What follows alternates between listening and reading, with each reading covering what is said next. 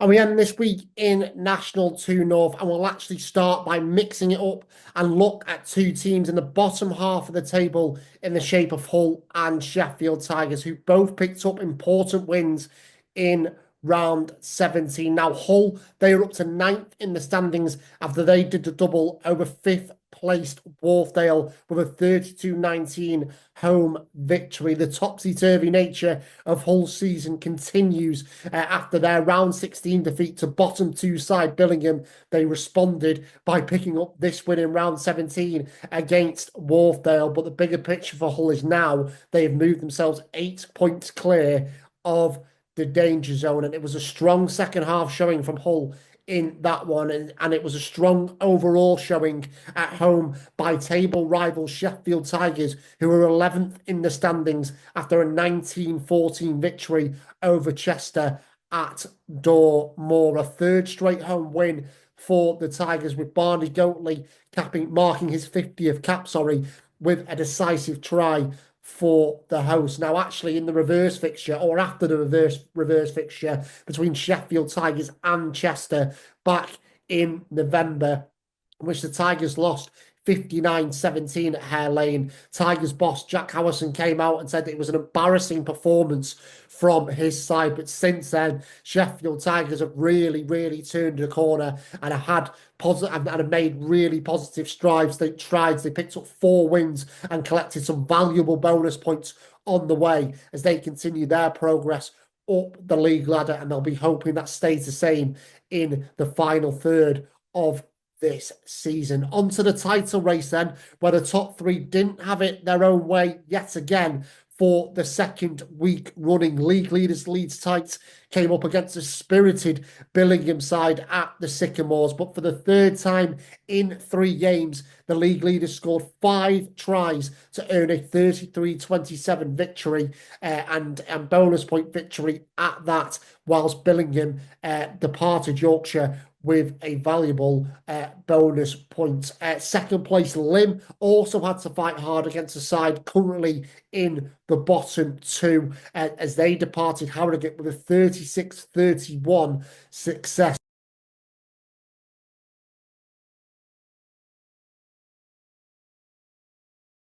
But managed to collect a maximum in round 17, while Sheffield saw Adam Fletcher and Andy Davies' side away themselves 19 at the start of the second half against half-time. Anthony Poser's men recovered from going 24-19 down to win 31-24 at Cross Green. So a little bit of a snapshot there of how all 3 of the main title candidates fared last time out, but it wasn't easy for all 3 of them again. But the most important thing was they all picked up bonus point victories, and it means there is still really nothing to separate them going into the start of February, with 1 point the difference between third place Sheffield and league leaders Leeds Tights. Now, interestingly, Lim aren't in action this coming Saturday, so it'll be a watching brief for them as Leeds and Sheffield go again. Down at the bottom, the wins we mentioned for both Hull and Sheffield Tigers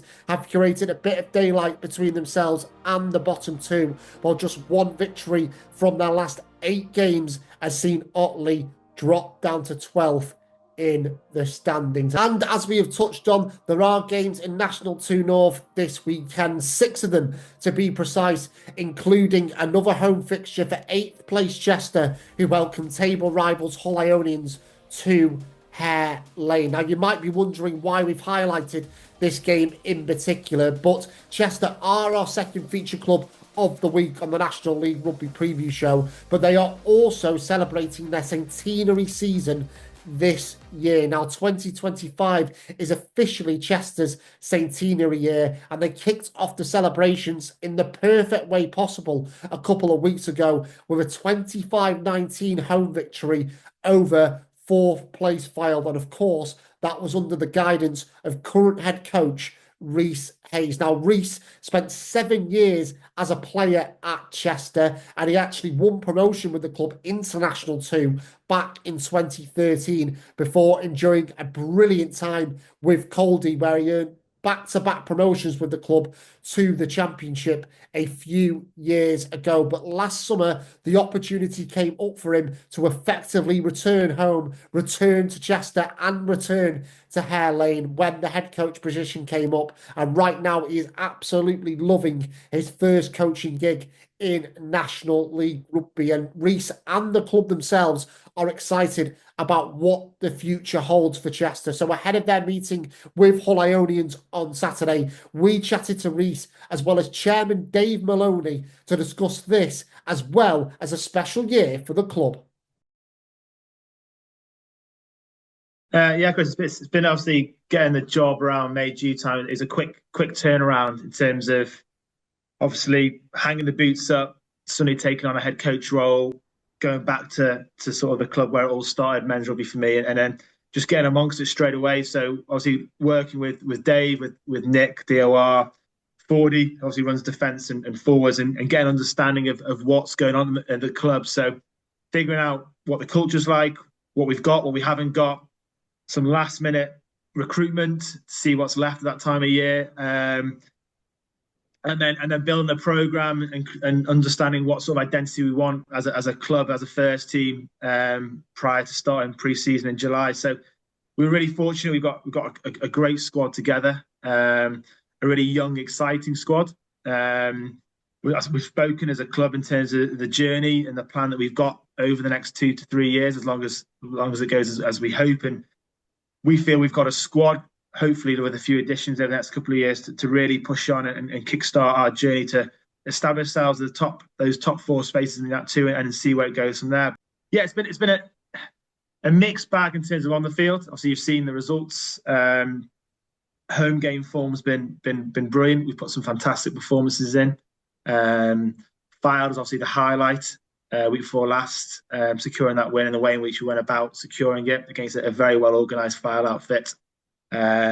So, no, overall, really pleasing start. I'm really enjoying myself. As soon as we found out that Rhys had put his hat in the ring for the job, for me personally, and a number of other guys who'd been around for a while, it was a bit of a no-brainer, really. And he's done a fantastic job so far. I'd echo what you said about, the results are a bit inconsistent. We're a bit Spursy, to be honest with you. I can say that with sincerity, being a Tottenham fan. We're a bit Spursy, but we've also had Tottenham's injuries this season. So I think all things considered, we've done all right. This is year one of a Project Chester. It was never going to happen overnight, but I echo what Rhys has said. I think we've got a core of exceptionally exciting young players, and we can just supplement them with a few old heads over the next season or so. Watch this space, I would say. But you both, Dave, have talked about kind of looking to the future and watching this space with Chester. But of course, this year is such a special year for the club, isn't it? 2024-25, the centenary season for Chester. And you kicked off 2025 in the best possible way with that win against Fylde a couple of weeks ago. I know John Inverdale was there and Sir Bill Beaumont were there as well. So just tell us a little bit about sort of the journey the club has been on and why this year is so special for Chester. Okay, just make sure your players are behind. Yeah. Boys, just give an extra. Okay, Johnny happy? Andy? And therefore we're a kind of a rugby oasis in a city of football. And bear in mind, we're only an hour away from both Liverpool and Manchester clubs. So for us to have got to 100 years within that environment, I think is a pretty extraordinary achievement, and speaks volumes about the guys who started the club back in 1925 and the guys who had the vision, the enthusiasm and the bravery, if you like, to buy the Hare Lane ground in the late 50s, early 60s. So, it's sort of due homage to those guys as well. And yeah, it's a real achievement. It's a real achievement. We're very proud of it. Very proud indeed. And Rhys, kind of bringing it back to you, we mentioned it a couple of times so far during our chat, but obviously this is kind of your club. You returned home during the summer after such a successful period with Coldy as a player. You're obviously part of the Chester side that won promotion in 2013 to this level. So when you hear kind of Dave talking about kind of a journey the club's been on, you must be immensely proud as well, and even more proud now being head coach of the club. Yeah, I'm massively proud. I'm very lucky to be given this opportunity. I said before we went on, obviously, to be able to go full circle and go back to and try and give back to a club that's given me so much at the start of my playing career in men's rugby. And those years were absolutely fundamental to what I was able to achieve as I kicked on to Caldy and my opportunities elsewhere at Cheshire and England counties. The coaching I received, the coaches such as Chris Rose, who was integral to the success we had of getting ourselves out of National 3 into National 2. There's things there and the players around me that I learned so much and gave me those foundations to really kick on. So, like I said, to come back and give everything to this club now, I'm that type of individual. I'm all in with what I do. So I'm hoping that with the support I've got around me, we can really try and take Chester to that next level. And I believe with the people, again, with the support, the backroom staff that we've got, with the players in this squad now across the first and second team, we've got a platform now to really push ourselves as a club and see what we're capable of. So I'm really excited about this journey. And Dave, just to come back to you, you made a really good point before, kind of at the location that Chester is in, obviously in the Cheshire area, but not too far away from your big football clubs in terms of Liverpool and Manchester. We know how mad they are in terms of the football, but in terms of the way Chester have been able to promote themselves and promote rugby in the area, we know kind of the first 15 we've talked about there, it seems to be moving in the right direction, some big plans for it over the next couple of years in terms of youth coming through. But I always see on social media like a thriving mini and junior section, and the women's section seems to improve in each and every year. You mentioned the facilities you've got at Hare Lane. It does feel like off the pitch, other areas of the club, you are utilising the location the best you can, and that can only generate interest and maybe even sponsorship as well. Yeah, I think so. I think that the trick here is getting people through the gate in the first place, because once you've done that and they have a look around and they sample what we're about, then invariably a good percentage of them stay and come again. The challenge we've got in this football-centric city is getting people through the gate in the first place. But as you say, we do have a very thriving junior side section, which we've had for a number of years now. The women's section is growing exponentially as well. And that, as you say, quite rightly, that does attract additional interest and additional support. Having said that, we can never have too much sponsorship support. And I'm always open for a phone call or an email. But yeah, generally speaking, I think we're pretty pleased with the place we're in. We're in a good place to kick on and off the field. I guess it's up to the likes of me and Rhys to make that happen now.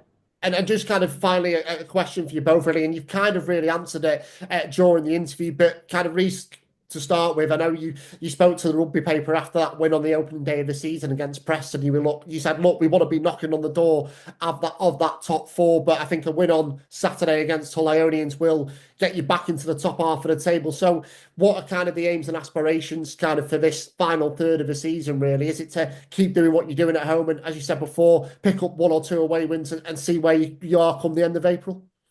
Yeah, exactly that. Obviously, we're gonna focus on our home games. We've got 6 home games, so we want to try and win all of those. We know, like with our young team, what the AGP offers us as a platform to play in terms of how we like to play. So we want to utilise that as much as possible. And then, like you said, yeah, there's a couple of away games that we've picked out that we think we can go away and get the points there. But again, it's just keep ensuring that we keep learning, we keep evolving each week, and if we do that, and I mean, what's been fantastic is the buy-in at training, and myself and Fordy are constantly challenging our players, and their attitude to training is outstanding, and we're seeing that development now. It's obviously not going to be quick, but we are seeing that incremental change in their approach to game days, how they're managing those last 20 minutes out, those golden patches in the pitch. So yeah, it's just the ability now for the boys.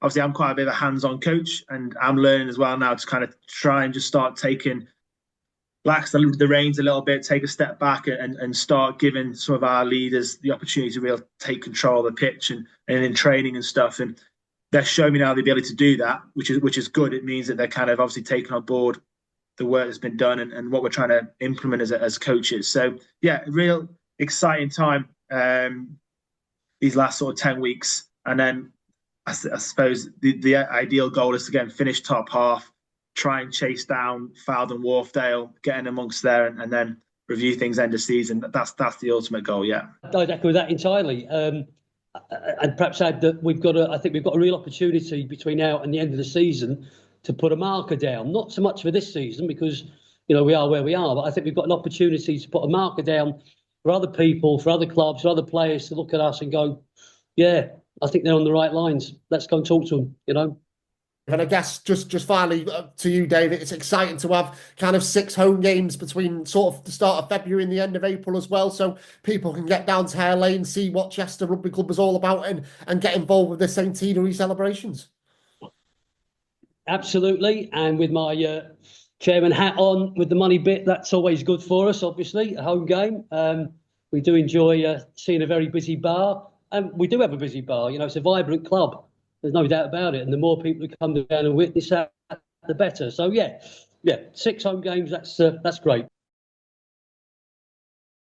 So a huge thanks to both Rhys and Dave for their time this week. As you can hear, they are so passionate and very excited for what Chester could be building over the next few years. And they, more often than not, when they have been in National 2 North, they finished in the top half of the table. And those who can remember, only a few years ago, they nearly gained promotion to National 1 in 2019, but were picked in the old school playoff by Canterbury on that occasion. But right here, right now, collectively, Chesterfield, they can take steps forward, and they will certainly want to do that in the final third of this season and mark their centenary year with a few more victories. And just on the centenary year again at Chester, just a few more events coming up at the club. Just to read a few of them off my notes here. 3 events in May in particular. The Past Players Charity Game, the Charity Sportsman's Lunch,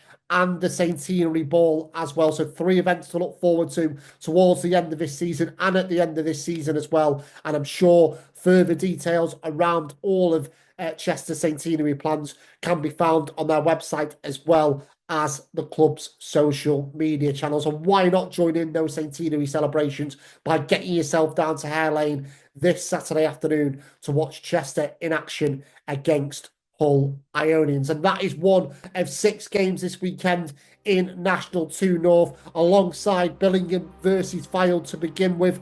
4th place Fylde returned to winning ways last time out as they beat Hull Ionians 31-27 at Woodlands, and they'll make their 2nd trip to Billingham on Saturday. That's because the initial meeting was abandoned at half-time due to the horrendous storm we experienced at the start of December. So Fylde are back in the northeast, seeking a 4th win from their last 5 games. After hosting Lymm last week, 13th place Harrogate hosts another title candidate this weekend, with 3rd place Sheffield, the latest side to visit the Apollo Capital Stadium. 18 of Harrogate's 26 points this term have come at home, and as we saw last week against Lymm, the hosts won't just roll over, even though Sheffield will arrive at Harrogate having won their last 9 games. League leaders Leeds Tigers, who have won their last 7 matches, go to a Hull side who have beaten 2 of the top 5 at home this season. Obviously, that win against Wharfedale last week. They also beat Fylde at home earlier in the season as well. So could they upset the table toppers on Saturday? But as we mentioned, Leeds Tigers in very, very good form at the moment. In terms of elsewhere, another opportunity for Sheffield Tigers to continue their steps forward when they host 10th place Preston Grasshoppers, who will also view this as a big opportunity this weekend. Hoppers are 1 place and 2 points above the Tigers, so for whichever side comes out on top, it will be a great way to begin February. And 6th place Tynedale, who came back from 15-10 down to beat Preston 25-18 last week, can take their positive recent record of 1 defeat from their last 8 games into this meeting with 5th place Wharfedale, who will be searching for a first away win since round 2.